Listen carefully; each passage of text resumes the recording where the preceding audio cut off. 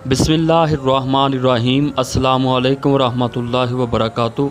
नाज़रीन ग्रामी, आइए जानते हैं कि हज़रत आदम अलैहिस्सलाम और हज़रत अम्मा हव्वा अलैहिस्सलाम ज़मीन पर कहाँ उतरे और फिर उनकी मुलाकात किस मुकाम पर हुई।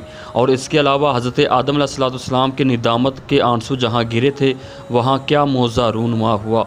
तो मज़ीद आगे बढ़ने से पहले आप हमारे चैनल को सब्सक्राइब कर लें और वीडियो को आखिर तक लाजमी देखिए। तो नाज़रीन किराम, हज़रत आदम अलैहिस्सलाम और हज़रत अम्मा हव्वा अलैहिस्सलाम के ज़मीन पर उतरने के उलमा के मुख्तलिफ़ अक़वाल हैं, लेकिन एक मशहूर और रासिख़ कौल के मुताबिक हज़रत इब्न अब्बास रज़ी अल्लाह ताला अन्हु रवायत करते हैं कि हज़रत आदम अलैहिस्सलाम को हिंदुस्तान के पहाड़ों पर उतारा गया और हज़रत हव्वा अलैहिस्सलाम को जद्दा के पहाड़ों पर उतारा गया। उसके बाद हज़रत आदम अलैहिस्सलाम हज़रत अम्मा हव्वा अलैहिस्सलाम की तलाश में निकले। फिर आप अलैहिस्सलाम की मुलाकात मैदान अरफात के मुकाम पर आपकी मुलाकात हज़रत अम्मा हव्वा अलैहिस्सलाम से हुई। वहाँ हज़रत आदम अलैहिस्सलाम ने हज़रत अम्मा हव्वा अलैहिस्सलाम को पहचाना और उनकी मार्फत हासिल की, इसलिए इस मैदान को मैदान अरफात कहा जाता है।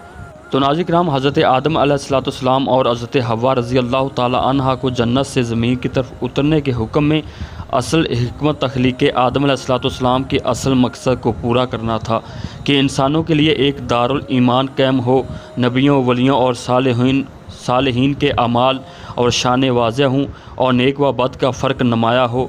अंबिया अलैहिस्सलाम के ज़रिए नेकी तकवा के आला मेयार कायम हों और उनकी ज़िंदगियाँ आम इंसानों के लिए लायक इत्तबा, नमूना और आइडियल बन जाएँ। और इन अंबिया अलैहिस्सलाम की फ़हरिस्त में चूँकि हज़रत आदम अलैहिस्सलाम भी दाखिल हैं, तो ये सब फ़ज़ैल उन्हीं में देना मकसूद था। अल्लामा अहमद सावी रहमतुल्लाह अलैह फरमाते हैं कि हज़रत आदम अलैहिस्सलाम और हज़रत हव्वा रज़ी अल्लाह ताला अन्हा का जन्नत में ठहरना मखसूस दरख्त से ना खाने पर मुअल्लक़ था और अल्लाह ताला अपने इल्म अज़ली से जानता था ये दोनों इस दरख्त का फल खाएंगे। तो ये काम मोबरम यानी होकर रहना था, और जो चीज़ मोबरम पर मुअल्लक़ हो वो भी मोबरम होती है यानी होकर रहती है।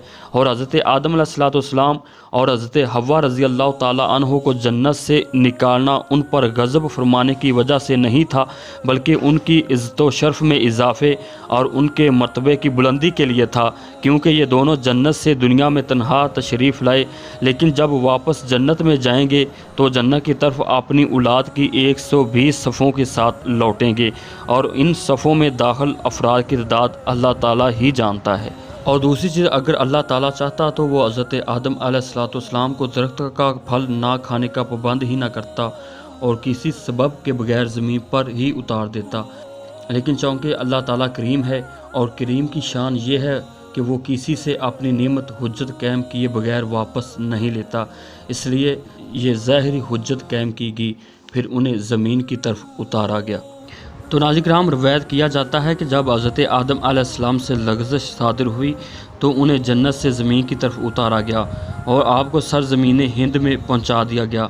तो आप अपनी इस लग़ज़श पर बेहद शर्मिंदा हुए और उसे मुआफ़ करवाने के लिए 300 साल तक मुसलसल रोते रहे, और अल्लाह ताला से शर्म व हया की वजह से आसमां की तरफ सर तक ना उठाया और जिबले हिंद पर 100 साल सर सजदे में रख कर गिरियाज़ारी करते रहे।